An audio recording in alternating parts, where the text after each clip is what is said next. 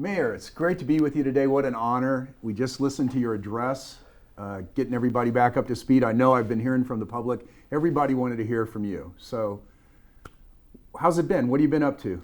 Morning, Jim. Thanks for the, and you're right. I have gotten emails, phone calls. My wife gets them saying, when are we going to hear from you? Because as I mentioned in the Facebook Live piece, I speak a lot. That is my preferred method of communicating with the city. Anybody who wants me to talk, church, men's clubs, Peachtree Corners, Rotary, I will invite myself if you want to invite me. And then I have regulars. There's a group called the Romeos, retired old men eating out. And we meet about noon, noon from one of the big HOAs. And, I talk and we'll go for 2 or 3 hours. They start drinking beer about 1 and I don't. How do you get a membership in this club? Sounds like I've known those guys for years. We've lived here since 1985, so I know a lot of the citizens, and that's so.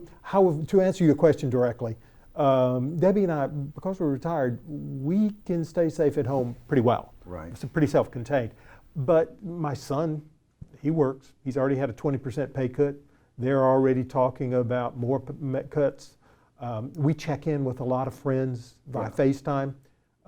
In Kentucky, where Debbie's stepsister lives, they're laying off nurses, and they need nurses in other places. So it's not hard to take a temperature and be sensitive. And if you watch the news, regardless of which channel it is, you're going to get a lot of the same kind of synthesized information, which kind of gives you a perspective that we are at a point right now that's a challenge for a lot of the communities. Well, I thought you did a great job where you broke it into the 3 different groups. The folks that want to reopen right now, just break the doors wide open and open up. And then the folks that want to do it a little more cautiously. And then the folks that, just want to put their whole head in the sand and just leave us alone and let's stay until we get an all clear from all the medical doctors. And those were Mike's take on what I am. And I watch a lot of news, and I read a lot. But it is, everybody knows those are the kind of groups, and it's probably no secret. It's the great middle ground. The reality is, people have to earn a living.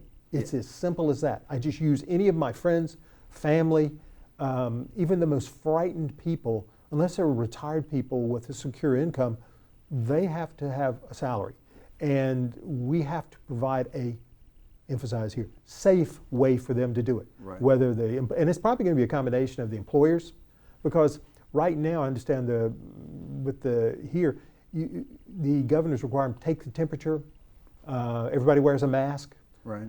Getting a haircut with a mask on is going to be tough. Yeah. But that's a tough one, because I've had haircuts with the lady wearing gloves, complaining the whole time, and a mask. Right. And she wipes down everything between.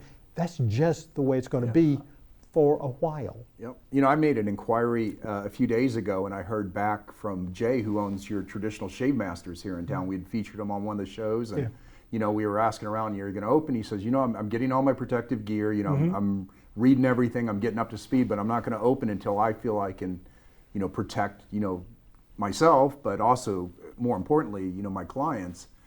And you said, I'll be glad to give you a haircut, in a week or so, but let me get all these in place and just see how it's going. So a lot of the restaurants are doing the same thing. They've adapted. It's a great thing about American business. They've adapted to generating a little cash flow through the takeout and it's one of those situations. Quite frankly, I've asked the city manager to contact someone. We had already observed a lot of the traditional retail was starting to close. They can't compete with the Amazons and the Walmarts and the Costcos that can sell it to you and then ship it to you very quickly. And for free now, or it's already built into their price. It's already built right into their price. And so a lot of the retail where now they're closed. You can't go in there. Don't you think this has been a tipping point, really? Because I think a lot of people on the fence, maybe they've just dabbled a little bit with ordering online. And now, folks realized how easy it really is to go to Walmart.com or Amazon.com or Target.com. That's exactly my point. It is a tipping point. And rather than fight it, it's kind of like the old saying, if the stock market wants to drop, don't fight the market. Don't. But what what we're going to try to do here at the city is maybe get one of the retailers that, there's a retail consulting firm that we use from time to time, have them put on a seminar to free of charge, because we do a lot of education through Georgia Tech's professional ed, if the retailers want to learn how to accelerate it, that's one of the things we'd like to help them do. Well, I think too, what maybe Peachtree Corners has an advantage over a lot of cities is you guys, you support the kind of boutique businesses, and I think that high service, that kind of niche business, the bricks and mortar can still work there. You know, there's still people that want to go there and touch and feel and look at the merchandise and, you know, have that high customer service. You know, at places like Town Center and the Forum that are, you know, higher end shopping areas, I think they can still survive. But I agree with you, it's going to be a challenge going ahead, and I know council and yourself and of course the city manager, he has us going out, we're filming different businesses and trying to promote and help people out, because especially now people aren't going to be able to afford to go out and, you know, have film crews come do commercials for them, you know. And so, you know, what we're doing, just kind of being almost a news outlet for the city and letting people know, I think is going to be important over the next few months, especially just getting the word out about who's open and what they're doing and the changes they're making. Yeah, I agree with you. You know, from if you go up to the 20,000 foot view, the city is urbanizing. I mean, that's if you want to put a label on it, that's what it is. We've never been, this community since Paul Duke's day, you know, it briefly was what you might call a bedroom community, but there's always been about as many jobs as citizens. I mean, right now, we're like Atlanta. We're a major regional job hub. It's 43,000 citizens, 43,000 jobs. And so only about 15% of them are people that live in Peachtree Corners. The rest come into Peachtree Corners.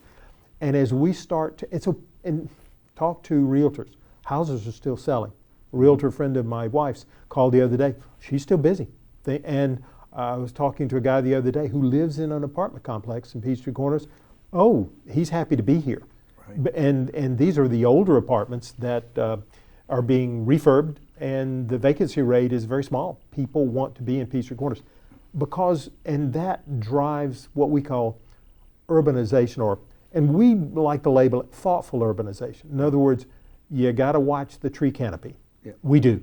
You got to watch walkability. Highly walkable communities are very important these days, and so that's one of the reasons. Sidewalks, streetlights, keeping people safe with our camera program. Those are things we're trying to do. Expanding the trail network here. Absolutely. Yeah, no, you guys are doing so many things right here.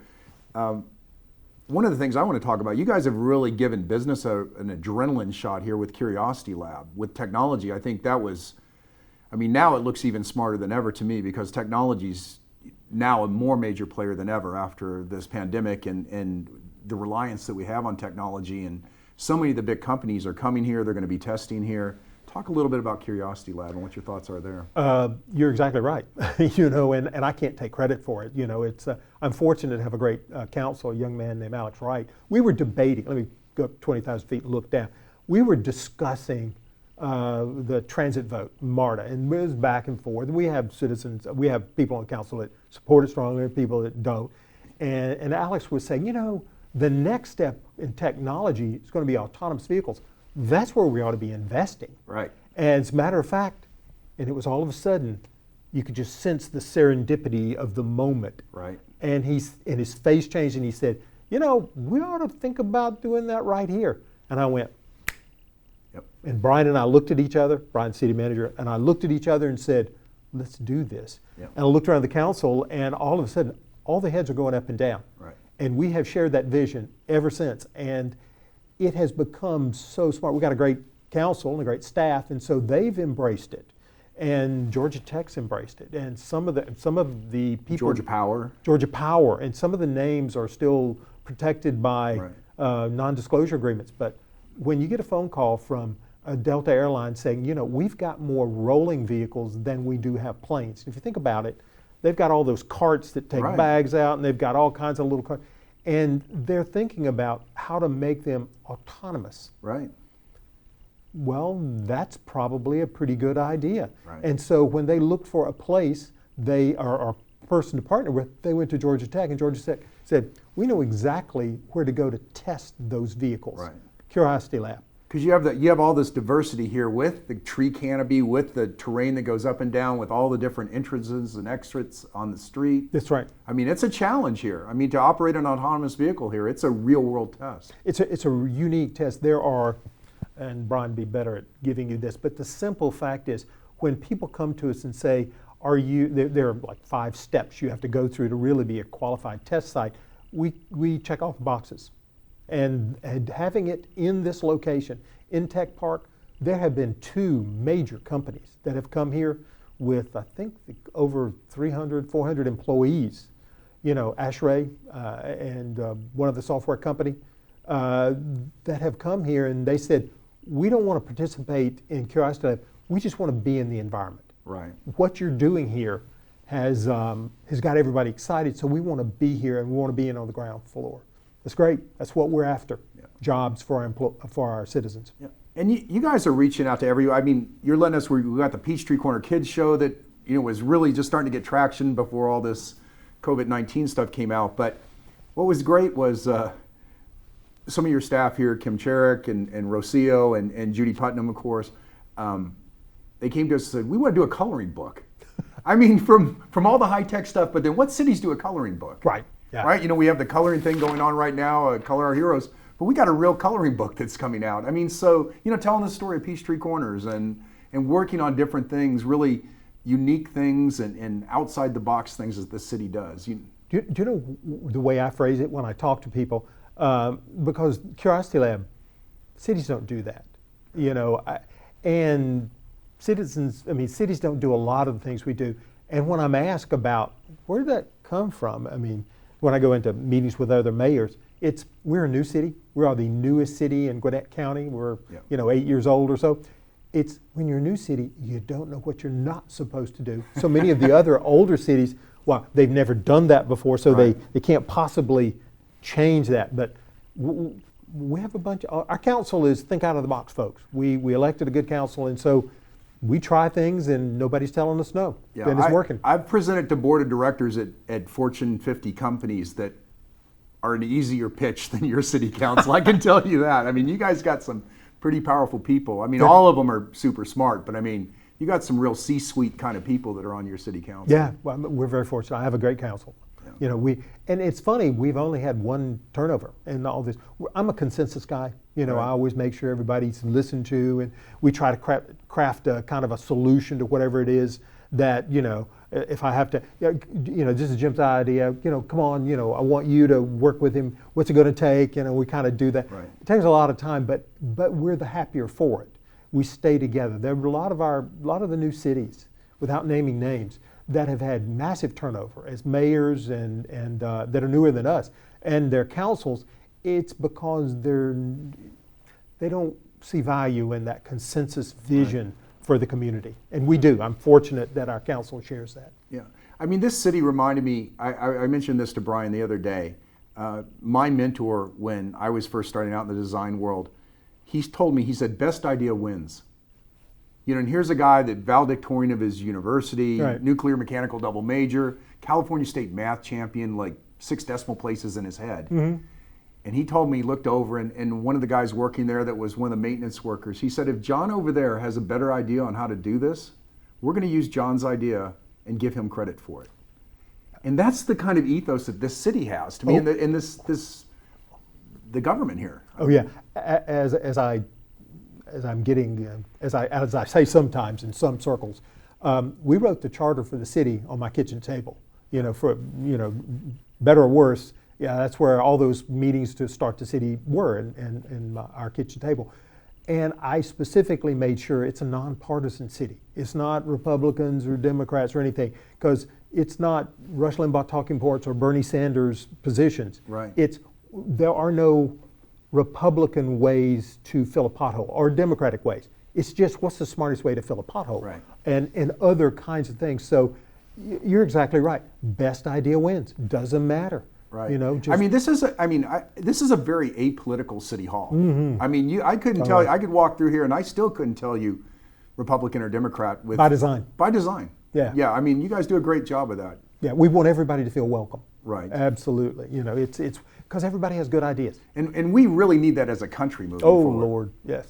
not to get political, but I mean, boy, we need to come together more than ever right now. I'm happy as a mayor. I'm not getting involved with that mess at higher levels than me. Right. God bless them. Good luck. Yeah. They need it. Yeah. So, what's your vision? I know we have the bridge going in here shortly, which a lot of people are excited about. I know there's always some people that, you know, and that's okay. You know, that's what's great. You hear everybody out. But what's your vision? Where do you see Peachtree Corners maybe 5 years from now, 10 years from now? Visualize, let's start right there at the town center. We own that land right behind it, that 6 acres or so. That's probably going to be developed, and there's been a lot of people since day one, 8-year-old city, since day one has said, we need a performing arts location. So probably we'll develop it in that direction. I have people telling me, if you don't put office on top of the performing arts, maybe at the bottom level, then put some office on top, you know, you're missing an opportunity because you're creating a lunchtime group for the restaurants. Right. That sounded like a smart idea. And then event space, dance recitals, all those things that, if you think about a community as it matures and becomes, this is our city, and the kids grow up and it's always been that way. Right. Then they'll always know that regardless of what high school they go to, maybe they have dance recitals at the Performing Arts Center. So probably you'll see that developed in that way. But we need to do it thoughtfully because people are getting used to seeing the trees there. So taking them out and doing it, you know, and it'll change the complexion when all those townhomes are built. It'll change it when the Indigo Hotel and the apartment complex, that very high-end apartment complex, goes in over there. When we put in the botanical garden, that will, and it's kind of a continuous from where the bridge crosses over, Right. across that area, the lower area there. That's going to be beautiful. And we're going to probably, the all-call will go out for Peachtree Corners Garden Club. And we have a green committee, and we'll probably let those folks help us. What are the plants that should be there and how should it look, and get Right. citizen involvement there. So visualize that maturing in that way. But equally exciting is connecting the trails. We are opportunistic about the trails. If we just built the whole 11.5-mile track, it'd be quite expensive. So we can get grants. You pitch, okay, there's 1.5 miles from here to here, and here are the advantages. You can probably get a grant from somebody somewhere to help you build it. So we're building it piecemeal there.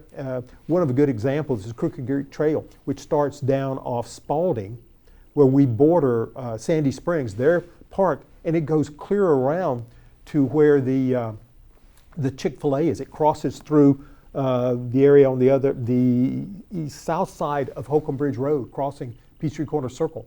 And that trail will be, it follows Crooked Creek, which, if you know where the Crystal is, right there on the plaza down there as we enter the city, when they built that plaza, they piped the creek. So it will come up right around there. That's going to be an opportunity for us to continue that, but maybe our first park, other than the town center park, maybe we could put a park in there. That would be an opportunity in that area with its wetland, so a passive park might be a good idea. Then the maturing of Curiosity Lab. You have no idea how important that is. I mean, Georgia Tech loves bringing their professional education. I mean, those classes for the coding boot camps, the big data analytics, those things are always full. And they're exactly what we hope they would be, which are citizens from Peachtree Corners, but then around, the demographics are good for people coming from here. They teach more professional education in Peachtree Corners, Georgia, than anywhere except on their mother campus in Atlanta and in Savannah, where they've got an actual branch they have plant, an actual, and they teach campus down there. So that's pretty impressive. I had no idea, and that's a great story. We need to cover that a little bit more. Get the word out. I can introduce you to all the right people. That would be fantastic. We'll have to do an episode on that. You know, one of the things, going back to the trails, I was thinking one of the things I've seen, and one of our filmmakers that helped us with the Barcelona film, he just did a piece for Specialized and about one of his friends who's a top snowboarder who had gotten terribly injured in an avalanche and was told he'd never walk again, and Specialized helped him, and they got him one of these e-bikes. Right, you know, these electronic bikes, and actually in our bike club, you probably know your city manager is a pretty avid cyclist, and I am too. I'm an old fat guy, but I can still ride a bike halfway decent. But we have 75-year-old men in our club riding those because it's pretty hilly there, and around here. But with those e-bikes, the trails, commuting to work and everything becomes a different experience. I mean, and I think there's just so much promise for what you guys are doing here. I agree with you. If the realtors, the wise men and women and the realtor community, they put out something, I forget who it is, but it's a walkability index, and they have shown that in cities that you can walk places safely with green space and things like that, the value of your property goes straight up. The length of time it stays on the market is much shorter. And people like the quality of life. They want to live there. Right. And we're trying to follow that for Peachtree Corners. Yeah. And that's what impressed me when I first came here, when we did our survey and we went around the forum. The town center wasn't built at the time, and we talked to people. And I was surprised at what a small town feel this has here. Yeah. Even though we're just, a short drive to downtown. I mean, it's... Yeah, it does. And I think a lot of it is because main reason people come here, schools.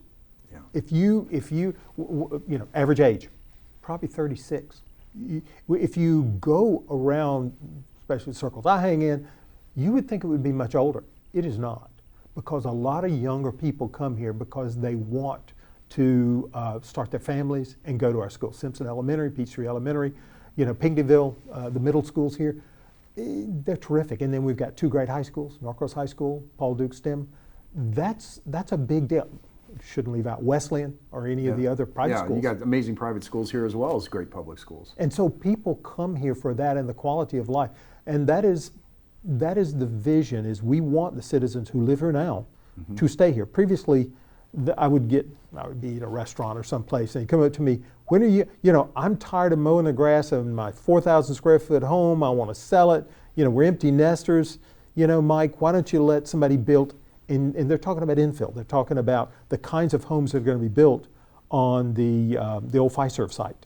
And that's why that is such an important project for the city, because it's going to be a 55 and older active adult community that will absorb a lot of people, and thus freeing up those big homes for young people to move in here, get strollers on the street, start the families, and go to the schools. And the cycle continues. And that's what we want. I'm going to circle back to COVID-19 for a second. Sure.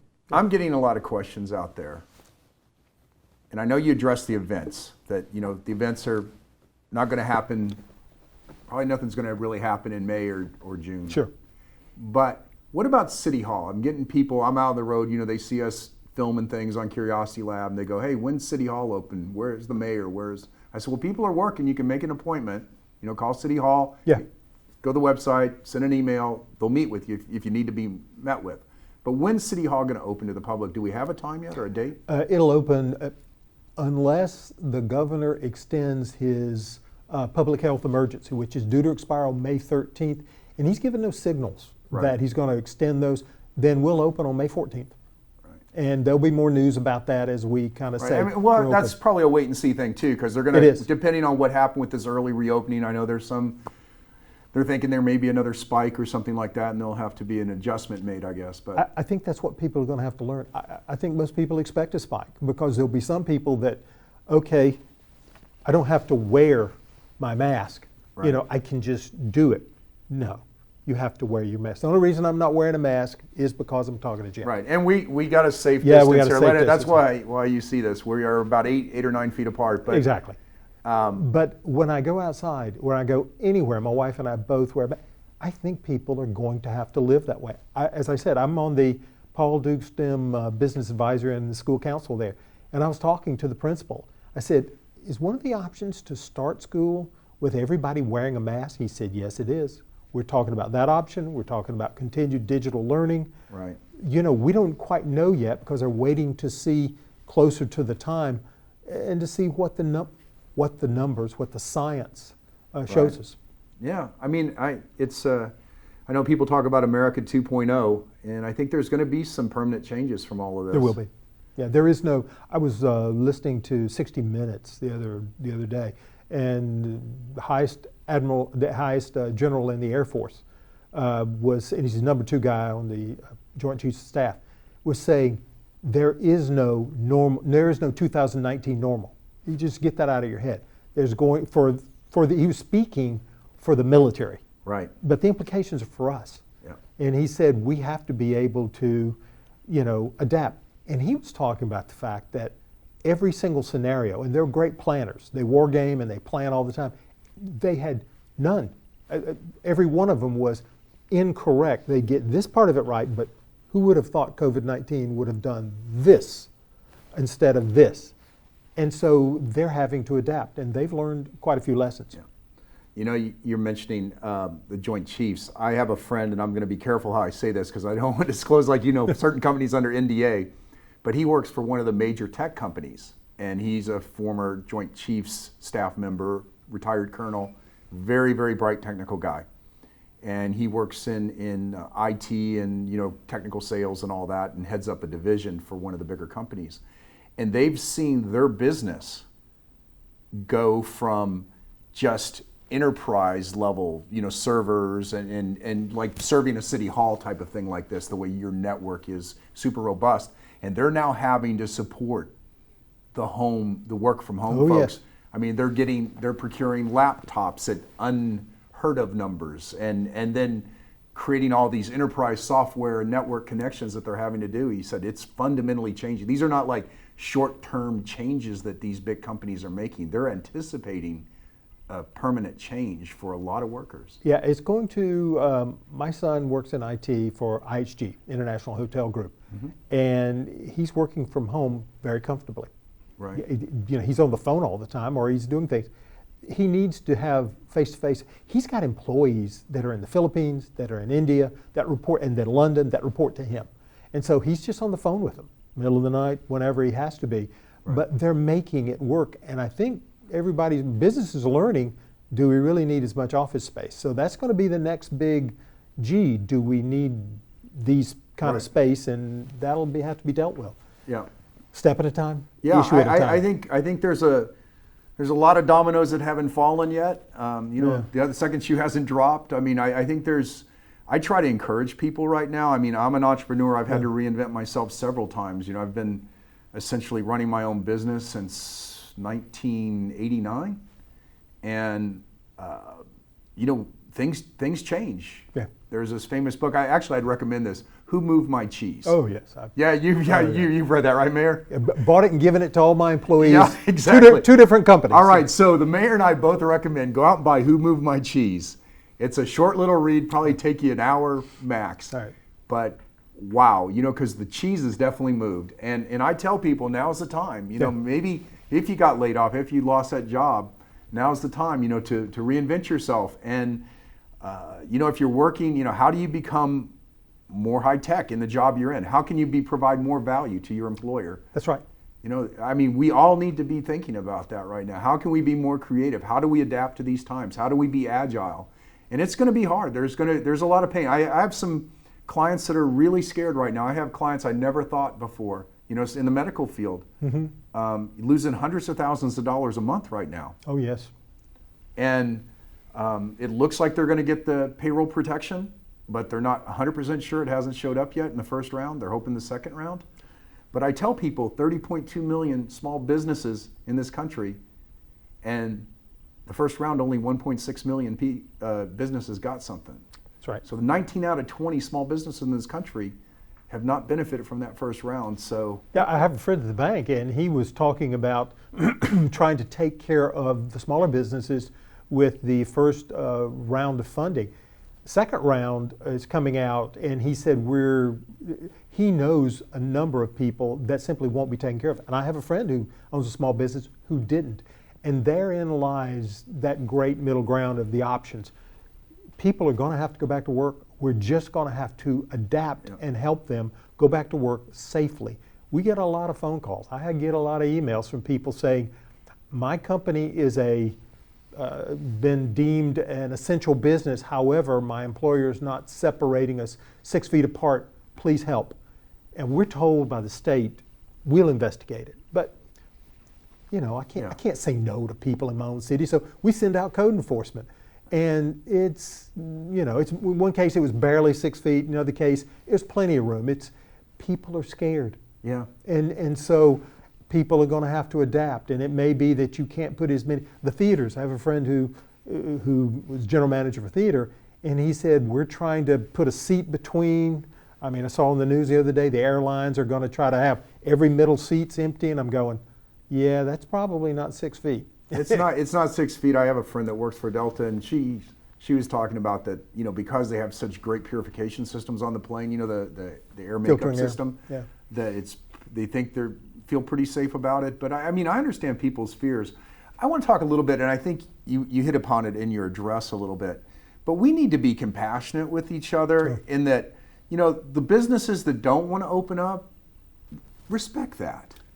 That would you got the message. And if they have opened up, that's okay. Respect that. You don't have to go. You don't have to get your hair cut. That's right. You don't have to. But respect the fact that they maybe need to make some money, you know, and they're going to be as safe as they can. But that is exactly the message, is that just be tolerant. I mean, I would love it if we could just shut the country down until Dr. Fauci said, okay, it's safe to come outside. That just won't work. No. You know, we can listen to what the gentleman says, and if he says don't, then you better not. But if he says, yes, you can, but safely, which I think is what I'm hearing these days, you know, translated through so many filters, that's probably okay. But what does it mean, do it safely? So we need to follow the rules that the experts are putting down, CDC or Dr. Fauci or whoever it is. And that's an individual choice that only your lives. If as a retiree, you know, I'm okay. You know, Debbie and I are fine. You know, but we know way too many people that have got to. They're running out of money. There's some people hurting like I've never seen before right now. You know, and I've gone through my own tough times, and you know, being an entrepreneur, you're going to have some ups and downs. You know, so I have a little bit of preparation for this, but I see some friends that have, you know, worked in the corporate world forever, and all of a sudden they lost their jobs, and they're not really entrepreneurial kind of people, and they're wondering, I got nothing to go back to. And Jim, the message that I would give to you and to everybody is, it is not a political choice. It is a personal choice. Don't be judgmental. Recognize that everybody's got to do what's right for them and their family, within the context of the fact that COVID-19 is terribly communicable. Right. And as a result, your actions do affect others. Correct. And so you need to do what it takes to protect yourself and protect others, and that's just going to be the new normal. Yeah. So. Well, is there anything else you want to tell the citizens? I mean, we've been wanting to talk to you for a while. I know the folks out there have wanted to hear from you. You gave a great address. We've given kind of an expanded after party here we've had. It's been fun. It's been an honor to speak with you. But what else you want to tell the citizens out there? I look forward to whatever the new normal is. Things are still continuing in Peachtree Corners. We're still doing the bridge. We're still doing the townhomes. There's a lot going on. There's some exciting things that are happening in the city that I'm dying to tell people. People know I have a tough time keeping certain secrets because I've been trying to drag them out. You know, and it's easy. I'm easy because I like to tell people what's going on in the city, because everybody has a sense of pride in Peachtree Corners, and that's what we want to encourage. And we want to make sure everybody knows that they're listened to.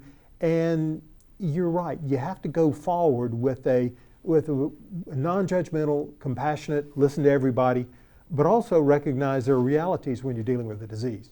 So things are moving forward. Things are going to be okay. I believe in science and ingenuity and the human spirit. And God bless you. Good luck. Well, can't say anything better than that, Mayor. Thank you again for all your time. Thank you for the great address you gave earlier. I hope people find some hope and find some compassion for their fellow man here. And we'll talk to you again real soon. I think we're going to probably doing a lot more of this virtually and with videos addressing. I know you want to get out there and hug your friends and do all the stuff that you and I are used to doing, because both you and I are people persons. Yeah, my wife is a hugger, and she's already saying, I don't know if I can ever go back to that. Yeah, we're giving air hugs to people now, you know, from 8 feet apart. But, well, thank you, Mayor. And, thank you, Jim. Tell Debbie hi for us, the First Lady, and let her know we love her, and, you know, look forward to seeing her again here real soon. Will do. Thanks. Thank you.